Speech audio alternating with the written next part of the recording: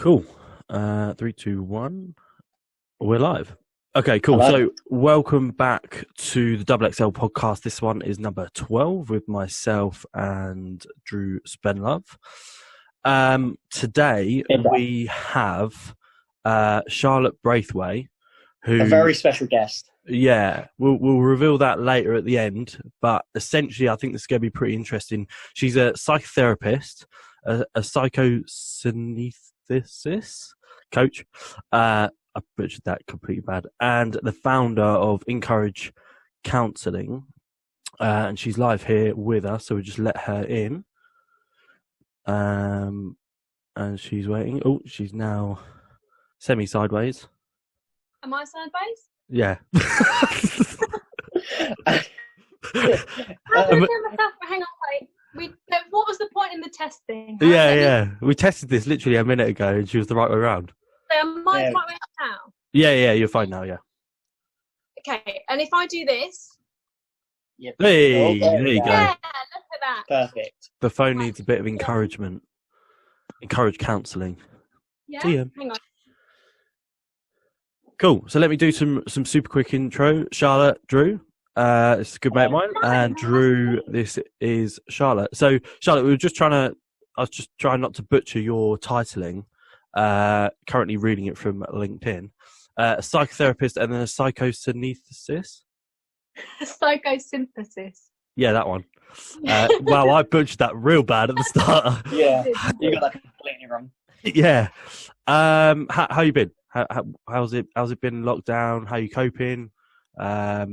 What's life been like?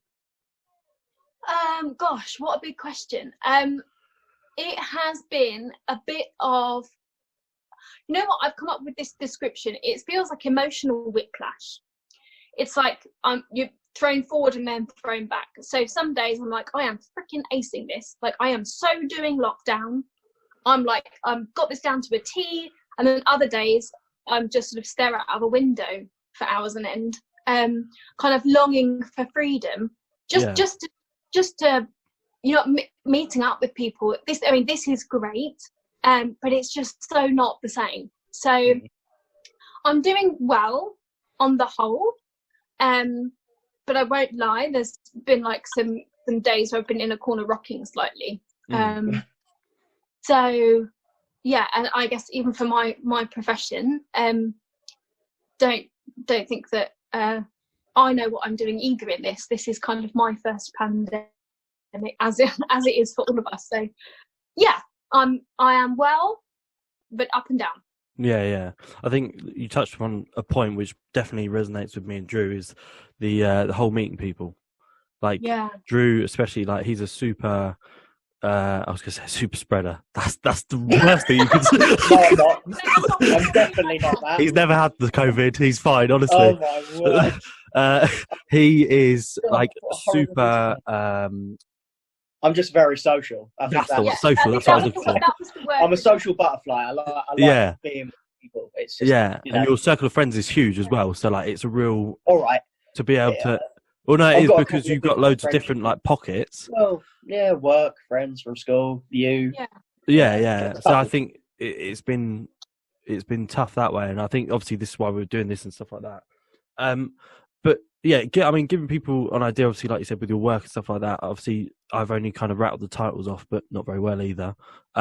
What is it that you do? Like, kind of talk us through a little bit of like that, and obviously how business has been, especially, with the pandemic and everything like that. I can imagine testing times for a lot of people. Yeah. So, so in a nutshell, I'm a psychotherapist and counsellor. So I've done 7 years training in in-depth psychology and psychotherapy, and that basically means that I support people with their mental health on a broad range of subjects. So anybody who's kind of struggling, really. And then I'm also a psychosynthesis coach, which means that beyond just helping people in their struggle, I also try to help them kind of reach their full potential and have kind of the life that they want to have. So yeah, kind of in a nutshell, to make it as simple as possible, that's kind of what I do. And have you found the lockdown struggle? I mean, the thing is, obviously, we're doing a Zoom call now, but like, there's a total difference between sitting in front of someone, yeah, and then doing an online. So, does that kind of take a hit, or have you found that actually not so much for yourself because you're able to adapt and you're thinking about them, but have you found that people have actually really struggled with that, or has it been a blessing in disguise, like being able to actually still talk to someone? And it's definitely not the same. Like as you were saying earlier, Drew, like you're a social butterfly, you enjoy seeing people, and there's a difference between like this and actually being around people. And I think that's regardless of who you're kind of with. So in my pre-COVID, my normal kind of practice, I have a summer house in my garden.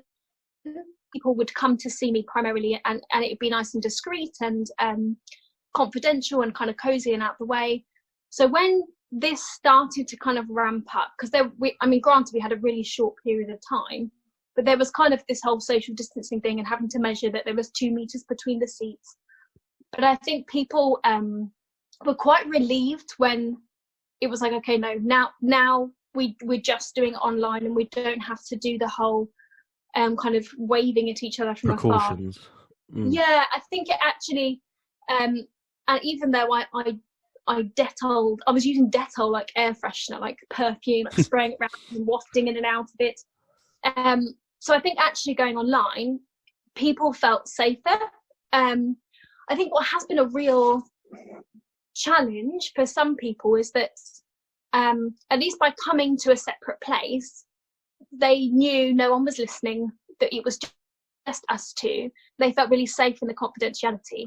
It's really hard to create that same setting online when somebody's in lockdown with their family. Like, right, there's a lot of editing going on and a lot of kind of leaning into whisper, because this is deeply private stuff, and quite often, not always, but often, some of the people that stress us out are the same people that are in our homes.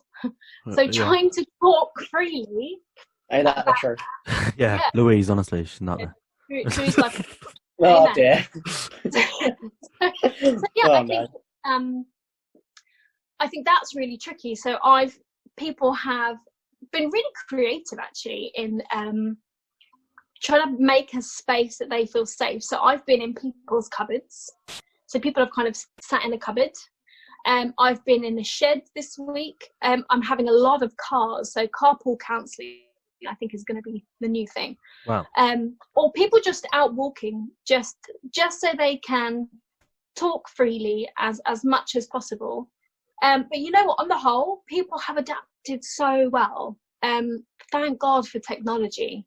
Yeah. Not even just in like what we're doing here to be able to connect and chat, but for people to still receive support. I'm so thankful for technology. So yeah, I think it's been I haven't actually received much resistance, but I think because there's no choice, we kind of have to do what we have to do. Yeah. Have you found that, like, I was just thinking when you're talking about the walking, and they say, obviously you want to clear your mind or calm your mind, or go out for a walk. It's a bit of a rogue question, but have you found that kind of the talking when people are walking has gone a bit more freely and a bit more different directions or deeper or something like that? Just because I think, like, it sounds corny, but you're one with nature, you're in the fresh air, you're kind of on your own, and you're in that kind of safe space to kind of almost kind of open the top of your mind and just let it all flow, rather than being sat down and kind of a one-to-one basis. As a kind of conversations differed, or like gone a lot more like, oh wow, that really changed that one. Like that was a brilliant session. I think it's a bit of a nature versus nurture question, because there's two elements. I think regardless of whether people are out walking or not, there's definitely something about walking and talking that our brain's kind of distracted. So we don't tend to get so stuck in, am I saying the right thing, am I not, or Yeah. we're out kind of, and I think that connecting with nature, people tend to feel much more grounded when they're outside. So that definitely has an impact. But I think with the current kind of crisis with COVID at the minute, what I've found is that people are talking about much more existential issues. And by existential, I mean kind of what's really important to them, like big questions, like what are we even here for? What's the purpose of this? Is there like some sort of higher message for us? People who haven't necessarily been thinking about global warming every day are suddenly celebrating because the dolphins have returned, and and like I think all those things that we see on social media as well, people are, whilst of course there is heartbreak and there is grief and there's fear and there's all the scary shit of this current crisis, there's also a real I think a realization, number one, we are not immortal, and so we confront those really big questions when we're faced with life and death in the reality of it. And also okay, well, if life is so precious and so fragile, nobody predicted this other than Bill Gates in that 2015 TED Talk. But I think nobody predicted this, and so shit, what do I want to do with my life? So I think rather than stress about the super kind of nitty-gritty stuff, people are expanding in their awareness and starting to think bigger for themselves. I mean, I don't know about you guys, but I think it does. What it sounds like, for example, Drew, where you said that actually being social, that's something you really value, and so maybe that's become even more valuable to you because that's been taken away. And I don't know about you, Josh, whether there's stuff that before maybe we do just take for granted. And now it's really calling into what's really important to me. Now we've had so much of the materialistic things don't really matter anymore. What do we actually value? So I definitely think, whether you're out walking in nature or not, these are where the conversations are going a lot more now. I don't think I'll ever turn down a night out again. Yeah, but that's the thing, right? Maybe it sounds like for you, Drew, you know, you're really missing that social contact. I'm lucky in the sense that I live with my dad and my two brothers. So, and me and my brothers, we get on. We all like doing the same sort of things. So it's not like we're at each other. Obviously, it's three brothers it's 4 blokes living in a house. There's going to be times where you get at each other a little bit, but for the majority of it, we get on like a house on fire. So I'm lucky in that sense. But then, like Josh said, I do have quite a big social group, and it's it's tough not. I mean, it's all well and good doing these, which keeps you sane. But yeah, it's not the same as being with them in person. Absolutely. Yeah. And I think you raised something really important there, Drew, as well, that who we're living with at the minute in lockdown and the difference of experiences. It sounds like you've got a good kind of family dynamic, like a good relations as well. Whereas for many people that, imagine, not wanting to make it too morbid, but imagine being locked down with a person that's being really abusive towards you, or, but for some people, the freedoms that like work or sports or that was people's escape so much of the time, and now that's been taken away from them. I mean, it's really heartbreaking and really worrying when you start to think about actually the impact this can have by who you're locked up with in lockdown. Yeah. So obviously, kind of we're touching on like people and their emotions and things like that. But how do you think it's going to be like in terms of, I guess, kind of keeping with people and emotions, but almost in the business sector? Because obviously, I know that you've done that the webinar, and it was talking kind of, I assume, to more kind of HRy people and people who are kind of essentially business owners. And when you return back to business, you're going to have the frightened person, or the super aware, the person who kind of is fine and just gets about their day, and they kind of almost toss it aside as like, oh, look at those people worrying about nothing, and everything in between. So like, how do you reckon like business is going to be affected, or kind of what should people do in business? Obviously, I know this is the first time for everything. People don't know what's happening. It's a new experience. So, yeah, how would you say kind of business and it's affecting that way? Yeah, it's a really good question, and I'm not going to pretend like I kind of have the answer. But what I do think is that this is going to have a really profound long-term impact on people's mental health. And the webinar that you referenced, Josh, was more aimed about actually what's the impact? How do we recognise kind of stress and mental health in ourselves as a way to kind of help to understand it also in others? So I think to set the scene, I think that the important thing to remember, or at least kind of hold in context, is there's a bit of a psychoeducation. I won't go too deep. Our brain is about 10,000 to 100,000 years out of date.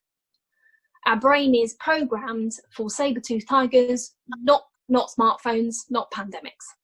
And so we get triggered in our fight-flight mode, or our freeze-flop. It's the 4 Fs. So fight, flight, freeze, flop. These are our kind of standard responses to stress and to trauma. And I think it's so I cannot stress it enough, important to realize this is a collective trauma. The world right now is experiencing a trauma, and we may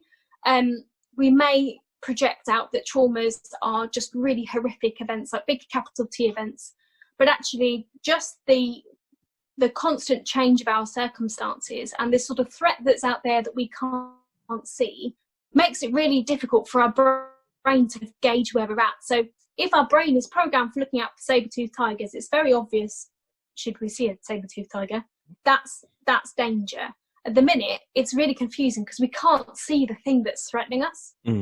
It's just, if a person sneezes, we have a kind of we'll walk away, or if someone coughs, walk away. But we can't like wrestle with COVID. We can't tackle it. We can't. Other than washing our hands, it's quite difficult to fight it in our usual kind of stress response way. So what I think we may see a lot of is types of behaviours that are associated with our kind of fight, flight, freeze, flop nervous system response to trauma. So, for example, people who are really defensive or aggressive, people sort of that kind of irritable type behaviour, it's because their nervous system is in a stress response. So I think we're going to get a lot of sort of antisocial behaviour that's being misunderstood as people just being awkward and difficult. Whereas when we actually really kind of hone down on the cause, it's because quite often people are stressed or kind of in that fight flight space. Same with, as you just touched upon right now, even with the lockdown, we've all become the sort of public policers. So if we see a family sat out like having a picnic, we hear the little judgmental voice like, well, are they from 2 households? Or are they really? They're all in the same house? Okay. And like Louise. Yeah, we're all, yeah. So, but this is the part, right? So we become hyper vigilant to danger, and we project out over there. So I think people hypothetically, maybe in the office, have they washed their hands? Are they using their hand sanitizer? Well, they're clearly not standing 2 meters apart. Is their desk too far away?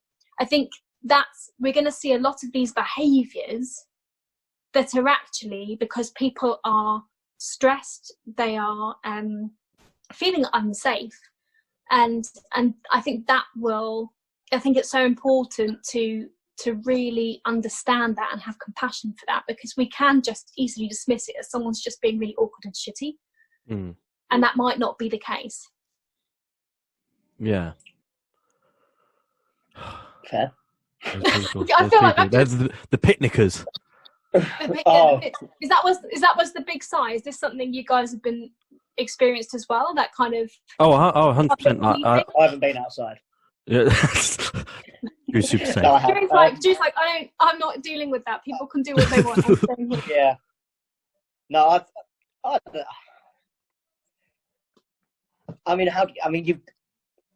people are going to get told to do something all the time. Whether they're going to stop doing it or not is, it's never going to happen. Like we had all of the I don't know what you'd call them, but all the group of people in Hyde Park yesterday. Yes. Yeah. Were there protesters? Am I right in saying that? Yeah. That was the word I was looking for. Thank you. And like, I 100%, I appreciate. There was a video of a guy who was saying about my great grandfather fought for me to have my freedom and blah blah blah, and now it's been taken away from me.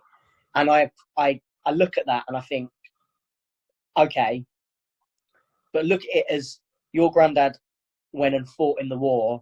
You're being asked to stay at home for 3 weeks, or obviously it's gone a little bit longer now. You're asked a little bit longer than 3 weeks. You're being asked to stay away from your, as hard as it is for everyone. It's difficult to do. Like, don't get me wrong. Like, it's easy to say, "Oh, we've got it easy because we haven't gone to war. We haven't gone to war with anyone else." But we don't know anything else. We don't know any different. So for what our norm is to what their norm was, it's going to be difficult for us. But I think people, in the nicest way possible, just need to get their heads out their asses and just think, you know what, for as long as it's going to take to get rid of this thing, just ride with it. Yeah. I completely agree with you, Drew. I think it's a really good point in terms of like generational. Is kind of that perspective, and I think like when we look at how going to war and stuff like that, of course the trauma and the mental health of that is frightening, and experiencing being in the situation and stuff like that. But I think also when you look at our situation, like you said, it's the first time we've ever done this, and it's the first time that actually you've been told to stay at home and actually just deal with it, like and suddenly you might be sitting at home and everything's fine, and now suddenly the war and trauma isn't that side from war. It's actually now coming in from isolation and not talking to people, and there's just the whole mental health side of it is enormous. And I think obviously it's a big situation when people may be going back to work because of affordability and money and stuff like that. That's the thing, isn't it? Especially when people are like both of you. I'm assuming you're both. I know you are, Josh, but I'm assuming you're self-employed, Charlotte. So I can imagine it's when people can't work, they're not getting paid. Obviously, you've both made. Well, Charlotte, you've made changes to still help people as much as you can, but it's difficult for you, Josh, to earn a living doing one of these with people, working out with them. It's not the same as being there and pushing them.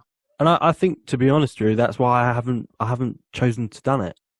That's really bad English. That's really terrible, isn't it? Chosen to done it. I didn't choose to do it purely for the fact of I'm such a person who I need to see their emotion. I need to be physically in front of you and really tune into what, like, your breath rate, your kind of look, the visual and stuff like that. And I feel I wouldn't charge someone if I was doing it over this. I feel guilty, and like, I'm not saying that people who are doing it and that you should. It's good to know. Look, you got to survive. I get it, but like, I'm not interested. It's in my nature to not. If I'm not given 100, I won't do it at all. And I think, to be honest, Drew, you've probably seen that with the podcast. We went from some chats, and then suddenly it was like, right, we're building an empire right now, and like redoing the logo, and suddenly like it's become this thing that actually has grown, and inviting new people, getting complete strangers, and education and stuff like that. Like, I've just gone 100% down the rabbit hole. But yeah, it's just it's super interesting, and I think like the returning to work situation, of how people will return, if people will return. I generally don't know if people given the option. Some people are like, no. It's interesting when you go around the schools because you know school's going back. We're actually Drew. I managed to lock down a teacher for Wednesday, and the teacher basically she's doing reception year 1, and you know she said to me, she was like, the thing that I really want to kind of understand is, why do I have to go and teach people's kids? She loves the job, don't get me wrong, but yeah, I can't see my granddaughter. And it's okay, I'm looking after strangers' kids. It's a fascinating point, and like, you know, where do people stand and their kind of frustrations, and at the end of this, I think there's a fine tipping point of emotion, of actually listening to the government and actually doing now what I want to do because it's my survival. And it's perfect example is the States, you know, America, Trump, liberate, all of that, and you know he's obviously business minded, but then there's another people, you know, the mayors and stuff like that, they're not. They're also looking for the people's health, so it's a fine balance.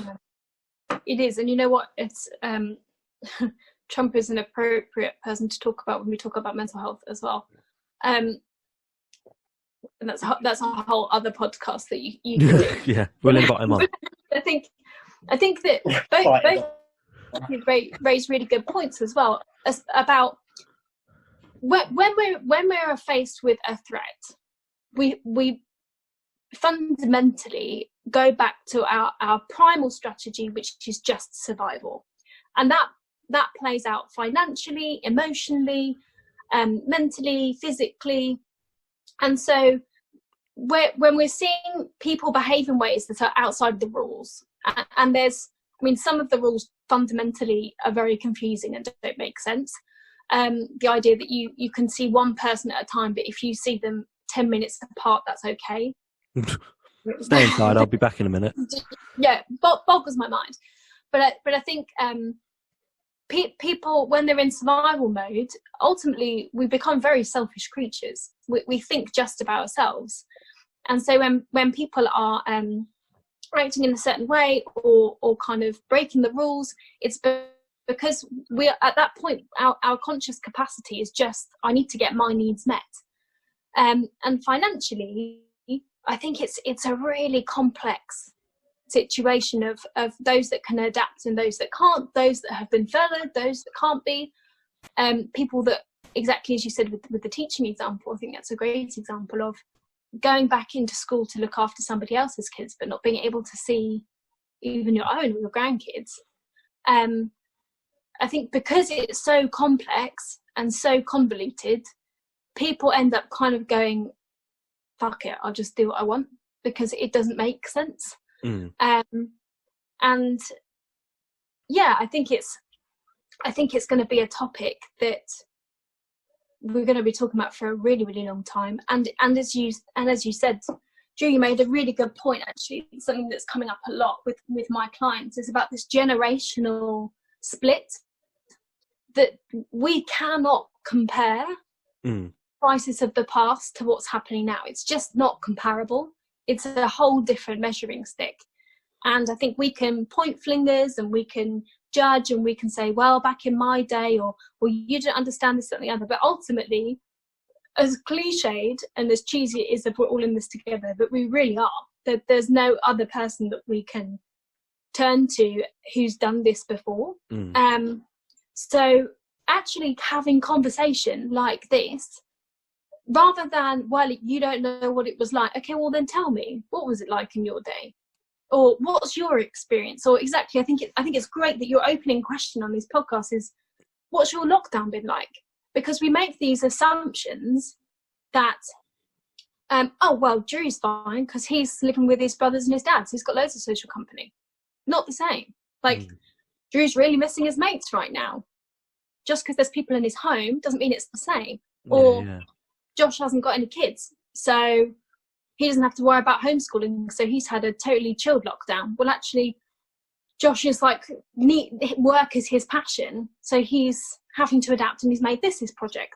But we make all these assumptions about who's had it easy, almost in like this competitive who's had it worse. Yeah. And we all have met people that kind of does the whole one-upmanship thing, and it becomes like competitive trauma.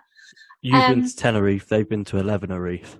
always Yes. that kind of like, Yeah, exactly. yeah. So, and I think asking the question, what's it been like? How are you? How are you feeling? Rather than how are you doing, which is kind of an activity-based question. How are you feeling? And that for me is a question that there's still this awkward stigma around, because if someone turns around and says, I'm really struggling, we kind of go, oh, okay. Like, we're not used to actually answering honestly. People go, how are you doing? Oh yeah, I'm fine. And we just end it. And whether you're doing okay or not, actually just being able to have conversation like this that normalizes the difficulty we're going through, because then we don't feel so alone. And actually we come away thinking like, no, I feel like I've really been seen and heard. Like I feel like that was really nourishing. That felt good, rather than superficial conversation that I think we've got kind of stuck in for a lot of the time in and out of a pandemic. I've got a kind of an inquisitive question, which I'm kind of not too sure about, but obviously with your job and stuff like that, when I would hear it, like people say, what was, a psychotherapist?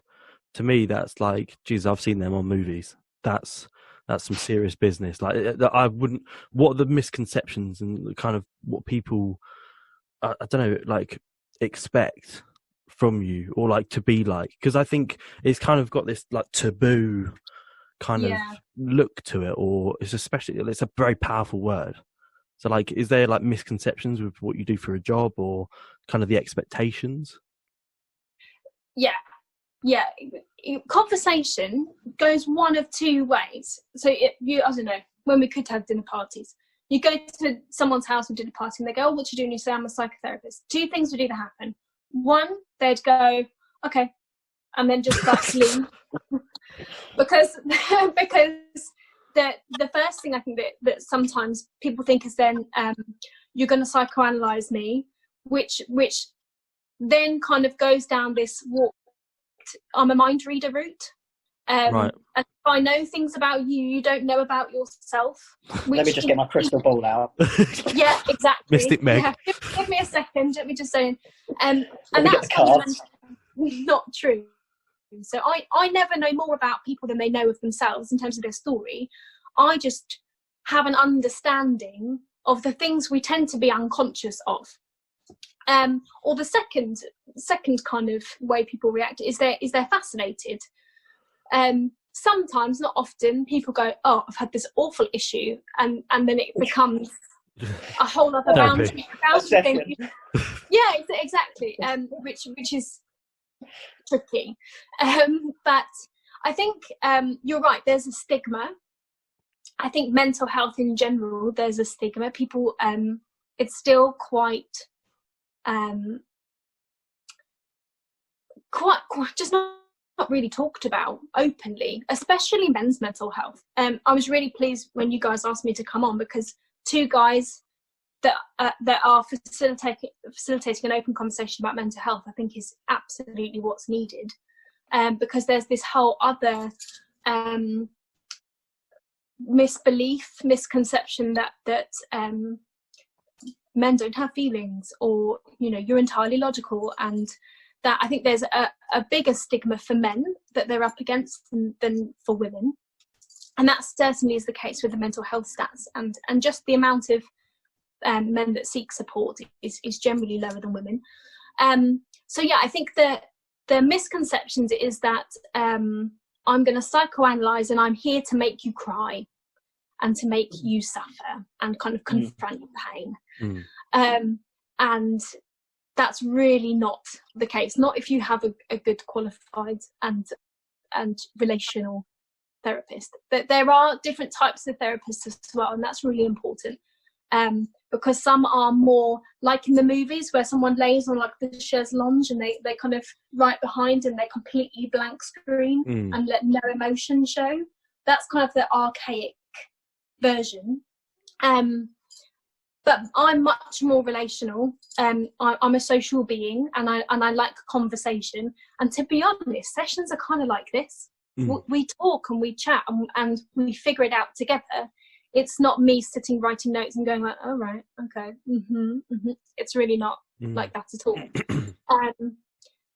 And I think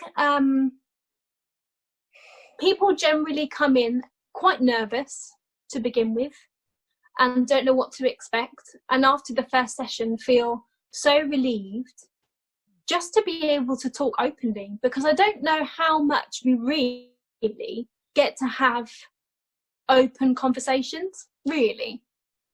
Like maybe, you guys clearly have a good bond, so you could maybe talk about certain things that you wouldn't do with your dad or your parents or whoever. And I think what works really well is that as a psychotherapist, I cannot work with family or close friends. The dynamic just doesn't work.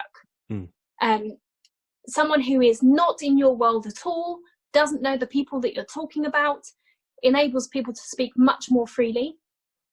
And ultimately, it's about their experience. Whether that person is really like that to them or whatever, it doesn't really matter, because it's your experience. And for you, that experience is real. So there's definitely stigma. I think it's becoming less and less, but it's still very much a taboo type subject. And I think there's still a fear, but hopefully conversations like this especially facilitate an opportunity for people who maybe haven't inquired but would like support to kind of see what it's like. And also there's an age thing. I contributed to an article on this last month that I think, so there's a governing body called the BACP, the British Association for Counselling and Therapy. 14%, I think it's 14%, okay, very, very small percentage of therapists that are registered are under the age of 40. So for a millennial, like you guys, I'm a millennial too, with the generational thing that you touched upon earlier, Drew, there's also a power dynamic of, if I see a therapist, I generally picture an older person, maybe like an old lady in a chair, and she's not going to get me, or he's not going to get me. So I think for younger therapists, it's worked really well for me. Most of my clients are around my age because I think they feel like I might get it better. Drew, can I ask you a question? You guys a question, just off the back of the last question that you asked me. I can't even remember what the last question was. Okay, the last question was, what are the misconceptions? Oh yeah. About a psychotherapist. So out of curiosity, like when you, maybe before this conversation, or just like what immediately came to mind about kind of what were your misconceptions, maybe, because we all have them. Yeah. So Josh, I'll nominate you to go first. Yeah. Okay. So to be honest, probably almost like what you said. The reason is films and TV. Yeah. It's so much that stigma, and that's why I was kind of super interested in kind of this like expectation and this kind of, whenever I think about, okay, someone said, and it's bad because I know what you do to an extent. And I understand actually what it is, but there's still this weird thing of like a thought process of mine that's like, yeah, no, she deals with like people who've got problems, and they're struggling with. Josh didn't even know your title. Yeah, well, yeah, I couldn't even reel that one out, but yeah. Not that I tried. Yeah, but I think, you know what? So I've watched two movies. No, not even two movies. One's not a movie. Two things that come to mind straight away. There was a movie that was called, not Paranormal Activity, but it was called Paranormal Entity, I think it was. And it was a documentary / film, like remake. It was essentially based on a true story. And this woman was having counselling, and they got like the camera set up and they were filming her, and she was recalling basically that she got taken away by aliens or something. And they've got like them doing kind of hypnosis on her, and just the camera's kind of like blurring out and it's twitching, but she's sitting there on the sofa, and they're kind of talking. He's sat back kind of okay, and how does that make you feel, and that kind of thing. But then the kind of twist to it is that she's actually a psychotherapist herself. And she's going back and she's talking to people. And I think this is actually, not to go off topic, but this is actually a big thing, is you guys who do what you do, you actually have people that you go and see as well, don't you? Is that correct? Yeah. So yes, it is. So if for as long as you are a professional, accredited, ethical therapist, so I'm not just, and this is a whole other rant that I could go off onto, which I'm going to refrain from. So long as you're not claiming to be a psychotherapist, having done a 12-week Groupon course online, yeah, and actually have done proper studies, it is mandatory that you have your own personal therapy and that you have supervision. So I once a week, I also have my own therapy. With month, I see my supervisor and I talk about different clinical issues that maybe I need support with. So yeah, it's absolutely, you've got to walk the walk as well as talk the talk. I cannot expect people to sit in a chair and have this experience if I'm not willing to do it myself. Yeah. And so, I imagine there's got to be like a download of information you're kind of filling up, and then you've got to think, Jesus, like, and then you're going to see someone and there's like that download, you kind of readjusting the levels back down. Yeah, well, and it's you have proper training so that you know how to deal with the emotions that are brought up for you with what somebody's talking about. So, you know, for example, if I was a therapist and my mother had passed away, people that come in who are grieving for the loss of their mother, I'm going to be impacted by. Sure. If all of a sudden I start bursting into tears and I'm then making it about me, that person then is going to probably experience what they experience outside, which is I have to contain my emotions because it's too much for other people. Mm-hmm. Or then it doesn't become about me and I can't share because it always becomes about the other person. So yeah, there is absolutely, if you're working ethically and professionally, then I think it's a should. There's an expectation. Yeah. To have your support.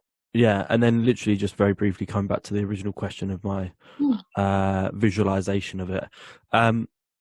Afterlife. The guy in that is a genius who plays him, but it does no justification to what you do. But that guy a really bad example, by the way. Really bad example. Yeah. If that is your experience of therapist, please change your therapist. Yeah.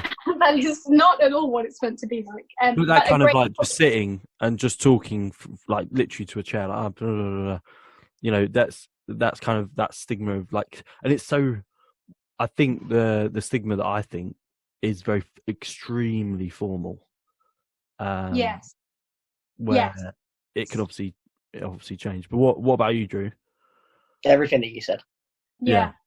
I mean, Afterlife was a genius. It was series. I watched season 1. I wish I hadn't watched season 2. Oh God. Whew. It was a lot. But I don't know. That's obviously not what it's like. So I don't know. I think that what do you call that couch? That long couch. That's the first thing I go to. Yeah, chaise lounge where people lay down, and that was a very Freudian thing. But yeah, I don't know whether it's the same for you, Drew. I think sometimes very formal, quite cold, and but ultimately I think people feel. I have a lot of clients who come and kind of with this sense that it's going to be either to one of two ways. I feel like I've said one of two ways several times today, but it kind of does split like this. Either people come in and go, right, how am I going to fix me? And then get quite angry when I say I can't fix you. That's not what it's about. They get quite frustrated if I'm not able to wave a magic wand, or they're like, what formula do I have to do? And I'm like, well, it's not really formulaic. There's something you can you follow this process. Kind of like a and absolutely, there's ways of coping that we can learn that are healthy. But yeah, the fixing thing, or it kind of goes the other way, where they think it's going to be really, really sad and really painful and really distressing all the time. And I think what tends to happen, it's just not me to sit here really formally. I can't do that. I wouldn't be myself if I sort of that rigid the whole time. And actually, sometimes a bit like in Afterlife, sometimes we have a really good laugh about really sad stuff. But there's sometimes the dark gift is humour and being able to laugh about things that it may even be taboo to laugh about outside of therapy. Yeah. So I think that there's a lot of misconception, and like both of you guys have said, movies and things, sometimes that's our only reference point. Yeah, and it's especially not experience, but reference to what it would be like. Drew, I know you had a question literally as we were coming on. You said you got a little bit of a rabbit hole. Yeah. Obviously, from a business standpoint, I'm sure it's a great thing, but I know that's probably not what you think about when being in the industry that you're in. There has been a massive, massive, massive increase in the amount of people that have diagnosed and self-diagnosed or been diagnosed with mental health issues. And I'm not saying that any of them are more worth looking into than other ones. Mm-hmm. I feel like everyone deals with things in different ways, and it's how you deal with them, whether it be a massive thing or whether it not be a massive thing. What do you think has caused such an increase in people having to have the conversation about mental health? And then what you actually define mental health as and what comes under, because it's such a broad topic. And there's so many different things that come under it, like depression, anxiety, mental breakdowns, and I want to know where it is or what comes under it. Yeah, sure. Okay, so just to clarify your questions back, so why do you think mental health has kind of really come onto the scene? It's really become a really big topic of late. And then the second one, which was about what do I kind of define as mental health? Is that right? Okay, so I think we've always, I'm going to flip the questions and reverse answer them, because that might work better. In terms of mental health, I think we use this term interchangeably when we mean different things. I think there is a big difference between mental illness and mental health. We all have mental health. Mental illness for me means much more severe, more pathological type struggles and disorders. So someone with schizophrenia, for example, for me, that doesn't fit into the same sort of bracket as someone who's got maybe social anxiety. Sure. I think there's some neurological factors, and then sometimes there are traumas that happen that then impact our sense of self and our confidence, and we then struggle with.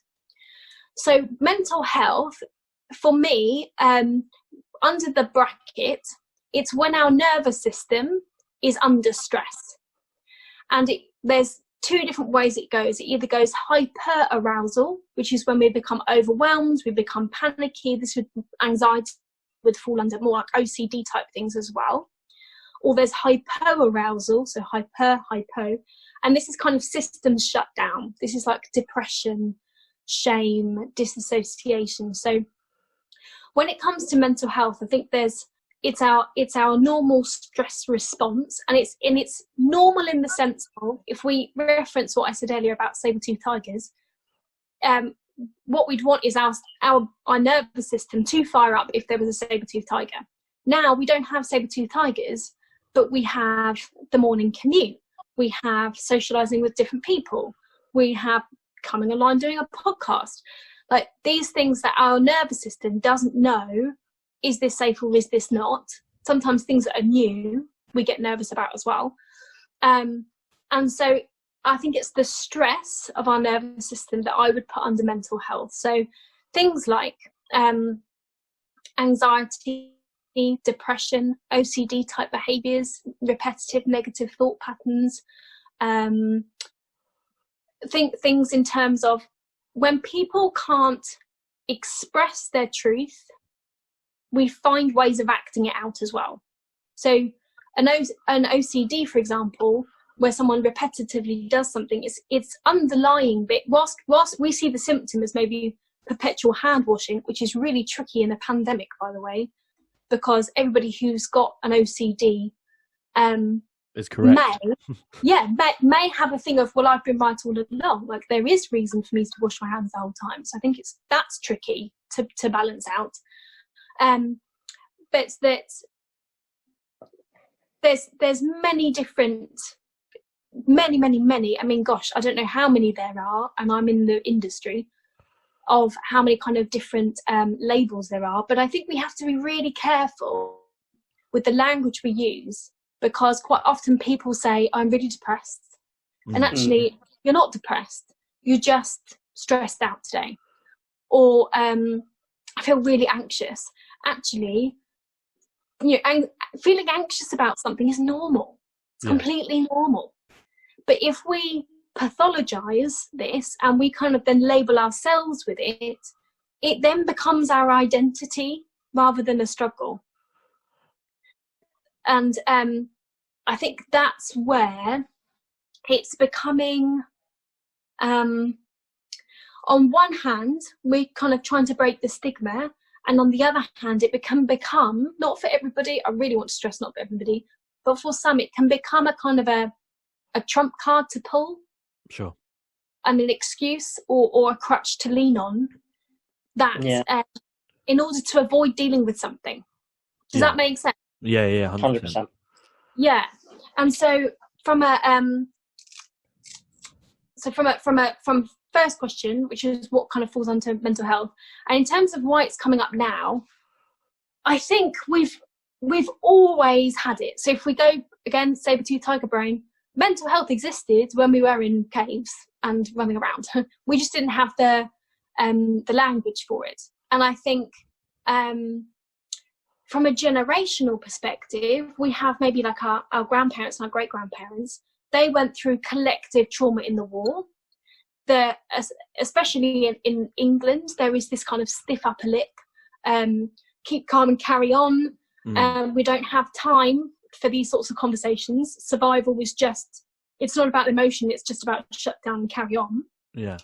And then you have, so that generation wouldn't have had the support or even these types of conversations necessarily. It just wasn't around.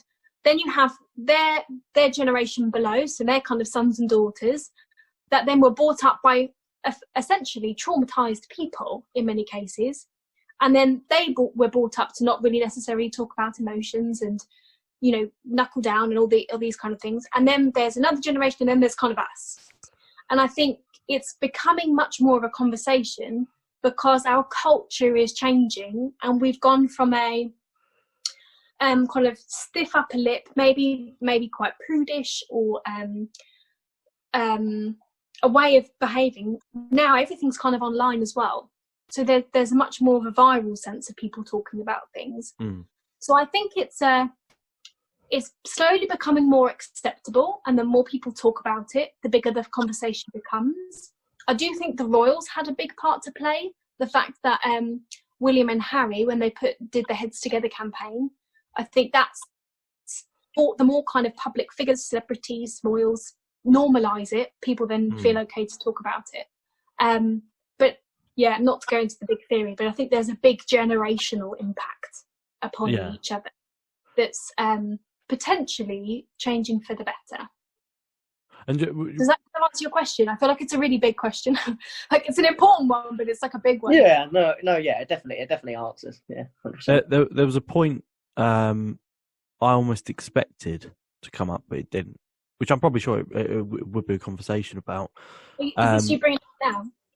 Well, it's more like, Drew, I don't know about you, but my kind of expectation was almost you were going to say social media is a big thing nowadays, and like it's that is like, but I think it's an element to it. But I think that's what the generational thing would then cascade on us. Is like it's this hierarchy of like during the war, where we can now say during coronavirus, and it's like that. You know, you guys have got social media. It's the bane of people's lives. It's, you know, it's making this really bad, but actually it's connecting a lot of people as well. And I don't know, I kind of expected you to almost say social media is playing a big impact on this, and like, but actually I don't know. Do you reckon I don't understand why? What's that? Sorry. I don't understand why. Yeah, I don't know whether why you think that social media would cause anxiety. I get there's things like, obviously there's content creators on all social platforms, the falsifying living that people look up to and then expect to be like, and when they're not, then that can cause negative effects on them. Mm-hmm. I get that, but in terms of the content that people are creating, that's only created to give something to people to enjoy. And most of the time, there obviously is content out there that, you know, is stupid and whatever, for whatever reason. Sure. But social media is a platform for people to talk. It's a connection platform for people to get to connect, to get together. So, I mean, I don't know, but I don't know why social media would have an impact on someone. But then, if you didn't have it, what would you then think? Like, and I still think we would be in a position where people are talking about it more. And I think you nailed it, Charlotte, when you said it was. I don't want to. It's a big word, and I don't know if I want, but glorified in some aspects. Yes. And well, you know, when a lot of people are talking about something, a lot more people are going to talk about it. It's simple, especially when it's people that you look up to, like celebrities or influencers. Yeah. You know, I think, you know, social media. I think with anything, there is opportunity for light and there's opportunity for dark. I think there is a light side of social media, technology as a whole. The quality of technology at the heart is about connection. You know, we went from only really being connected to our village or our country to being globally connected. All of a sudden, we really are one. Like, we can connect, we can speak to someone in Japan in 30 seconds rather than any information within the click of Google. The shadow side is real. It's there. It affects some more than others, and that is comparison. I think social media does provide a platform in which people they measure somebody else's outside to their inside. And I think many people, as Drew said, I think you're right, many people create amazing creative content that is to inspire, to motivate people, and other people use it as a platform in which to cultivate a self-image that actually is more from a protection of their own ego space. And energetically, we get pulled into that. You know, part of the reason, and I'm not going to blame social media at all, part of the reason that I went into this profession was because, whether it's a millennial thing, whether it's a social media thing, but I had a narrative in my head that from a really young age, like teenage years, that I needed to be successful, that I needed to be married, I needed to have a house with a white picket fence, and like kind of look like a Desperate Housewife kind of image, and kids and a dog. And I set this bar. I don't know why I set the bar, but I set it for 22. And I remember thinking, I was about 16. That was my narrative. And so I chased, and I would compare my life at a certain age to others that were, I didn't actually know how old they were, like older, or equally my school friends that weren't even really school friends. They're associations or acquaintances that I would say, oh, well, they got married, they're 20. And I'd be like, oh, I'm like 2 years behind my plan of where I should be. So for me, I had this whole pressure, and nobody, my parents didn't sit me down and say, this is what you have to do. I got it from somewhere. And I think part of that was social media, was celebrity world. It wasn't necessarily a conscious thing, but I got caught comparing myself to others. And essentially, I kind of got there.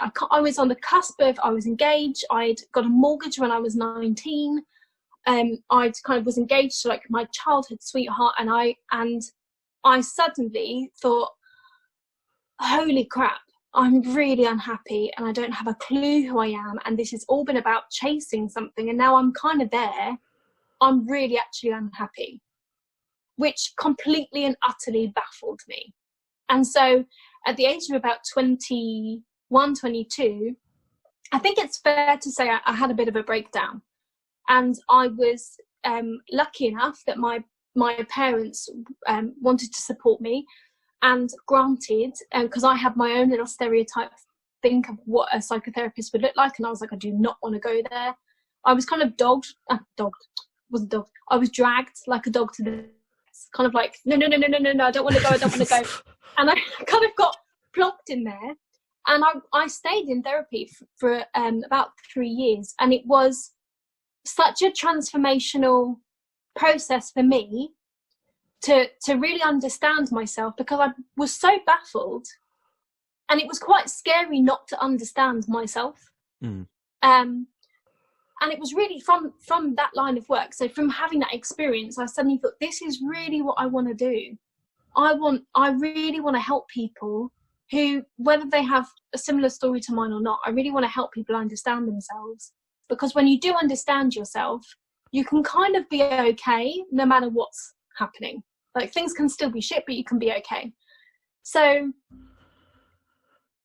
I think that social media definitely plays a part, but everything plays a part. And I think it sometimes can be, I'm hesitant to, I'm not saying this is concrete, this is an opinion. I think sometimes older generations point to social media as this is the bad thing that's screwing all the youth up, rather than maybe, and now I'm being really careful with how I say this, maybe than thinking, how did we contribute to this generational screw up?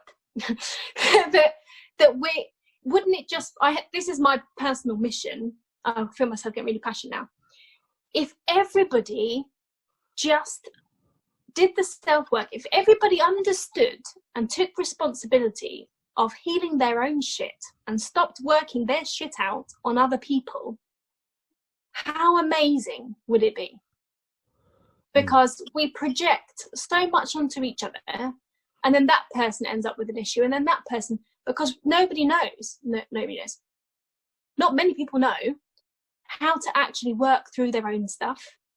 So for me, that's my personal mission. If I can help to stop a generational flow of stuff, and help people to cope themselves and to find healthy ways of managing things, and potentially stop another generation of people with those issues. They'll have their own, but not have stuff that they've kind of been passed down or that's been projected onto them. Does that make sense? Yeah, 100%. I think that's amazing.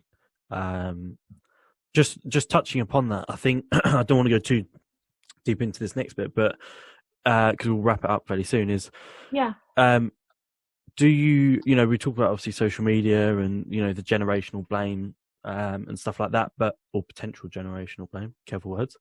Do you think that actually obviously you don't have to disclose, but have you seen many people talking about social media? Or do you think that that's going to be a wave that's suddenly going to start coming into the light of therapy, is that actually people will start coming in because of it, or because of their misconceptions, or their being sucked into it a bit too much? Or Yeah. Do you think that will come maybe in 10 years' time? No, I think it's happening now. People, my clients haven't necessarily come and said, I'm struggling because of social media. It's not quite as literal as that. What I do think is, I know in America they've got, there might even be the UK now, they've got social media rehabs where people are going and they're taking the technology away from them, and people are having a detox, quite literally. Yeah. I think it's bigger than that. I think social media is a medium, it is a platform. I think our addiction to technology is perhaps the bigger question. I think it's what it represents. Simon Sinek does a fabulous talk about technology, and there's a guy called Tristan Harris who is, I think he's the ethical researcher for Google, because what's happening now is products companies are employing neurologists or psychotherapists to figure out how we can market to our fight flight, where we panic buy, right? So if we can market to trigger someone's fight or flight, and we think that in order to kind of feel better, feel safe, we have to panic buy something. This is the ultimate marketing. Yeah. It's called the race to the bottom of the brainstem, if you want to do some independent research. But Simon Sinek says he makes this really powerful point that when we have restrictions on gambling, on alcohol, on cigarettes for addictive things, but we don't have a age restriction on a phone. And when we get a notification on our phone or a text message from somebody, we get a little hit of dopamine in our brain. And so when we have lots of notifications, we kind of like feel good, right? Like we go, oh, we've got another hit. But if our phone's just like silent all day, sometimes we can feel a bit disconnected, a bit lost, maybe even a bit sad. And this is why I don't know if you've done it. I've certainly done it in history, when you're kind of like feeling really down in the dumps, and then you like text different people and you're like, hi, how's it going? Hi, how's it going? Hi, how's it going? And then you get like a couple of people come back and you're like, oh, okay, I feel a bit better again, because it's a genuine dopamine hit. So I think with the social media thing, people do become addicted to likes as a false sense of validation for their sense of self. Granted, at the same time, exactly with this podcast, you want lots of likes. You want this to be shared because you want it to reach your wider audience. Yeah. If this is solely about how you feel about yourself and it doesn't become what you want it to become, then it might be an issue. But if it comes from a healthy place of like, actually, I really want to connect with other people, and it's not you refreshing your screen every 30 seconds to see if you've got another like or share, that for me is where social media becomes part of the conversation or more of an issue. It's what it represents. I don't think the thing itself is the problem. It's our human behaviour around it. We can't. Social media, Creatures the internet, it's all neutral. It's what we do with it that makes the difference. Yeah. So yeah, no, I think that's perfect. It's a bit of a convoluted answer, but I don't think there is a black and white answer with these things. I think it would be wrong to say a blank across the board yes or no. Yeah, amazing. You're welcome. This is something we could go into further and further and further and further, but I'm a bit conscious of time. Yeah. No, it's been really, really great chatting to you guys, and to be able to have as much time as we have done, I'm really appreciative. I appreciate that a lot. Yeah. A lot. So thank you for coming on. We've done it with majority of our guests. A top tip for getting through lockdown on what's getting you through lockdown. So it doesn't have to be one, it can be a couple, but go right ahead. Top tip. This may sound overly simple, and that is exactly how I want you to think of this. Be really every day, if you can, just ask yourself the question. You've done a check-in with me about how are you doing and what is it that you kind of need. Do it with yourself. Wake up in the morning and check in and ask yourself, today, right now, because we're literally taking day by day, what is it that I need? If it means, you know what, today I just need quiet, I don't want to do another freaking Zoom quiz, don't do it. Like, just don't do it. Yeah. If today what I need is to connect with people, give people a call. If today what I need is to busy myself with a DIY project, do it. I think that we really have to listen to our own needs, and we become really not good, that's a shitty word, we become quite clever at being able to deny our own needs by doing what we think we should be doing rather than what we need. So what I'm encouraging all of my clients and friends, family, loved ones is to just think about what you actually need right now, and to take care of your own needs, because if you can take care of your own needs, not only can you be more available for somebody else, but actually it means we tend not to project stuff out onto other people. Exactly like, you know, when you're in a plane and they do the little health and safety thing, and they say about when the masks drop, you put on your mask before you then put on somebody else's mask. Absolutely the same with your mental health, because if you trying to put on somebody else's mask and you just don't have the resources, you're just going to end up flopping. just having a big burnout. So yeah, check in with your own needs, take responsibility of looking after yourself, and eradicate the word should. Should is a banned word in my household. Should implies expectation. Get rid of should. Do whatever you need in that moment to meet your needs. Focus on that. Look at that, ladies and gentlemen. Spot on. Charlotte Braithwaite. Well, I've got to ask for the people, because I know they're wanting to know. Carol Baskin, did she do it or did she not as a psychotherapist? She totally did it. 100%. Honestly, there is nothing in my body that says, no, I don't think she did. No. Can't convince me that it didn't happen. That her body language, her responses, my little psychotherapist came right out, and I was very tempted to take some notes, but I didn't, because I'm not responsible for everybody else's mental health. But yeah, that was a really frightening program, because you essentially watching people with severe narcissistic personality disorders all trying to become the most narcissistic. Great for TV, worrying for mental health. There you go. There we go. That's what everyone's been wondering. Is that your finale question that you always ask? Yeah, I thought it was fantastic. And look, that's a great question. Yeah, to everyone who doesn't actually know, Charlotte is actually my sister. So I thought we'll leave that to the end, because we were meant to be coffee with a stranger. I've not even got coffee. I've got a mint tea. Sorry. A mint tea. Keeping it fresh. All right, I had a mug full of water. So. Yeah. Wow. That's not like you, Drew. No, I know, mate. I know. I just, I fancied something a little bit more refreshing this morning. Yeah. Taking care of your needs, Drew. That's important. Yeah. Salt the coffee. Okay. Thanks, guys. This was a really good chat. I really enjoyed it. Yeah, thanks for coming on. Where can people find you? What's your tags? Tag. Wow. That's like ghetto, isn't it? Yeah, it is. Okay, so you can find me. The best place to find me is on social media, or go into Google, type in Courage Counselling. That's IN space courage, not Encourage, In Courage. So In Courage Counselling on Facebook, In Courage Counselling Coaching on Instagram. Type it in, you'll find me up. So amazing. We'll put the links in below. Cool. Okay. Charlotte, thank you. And I'm very sure much. I'll see you from a distance soon. Sometime. Yeah. Cool. Okay. Nice to meet you, Drew. Take care. Thank you. And you Bye too. bye. I've heard so much about you. So.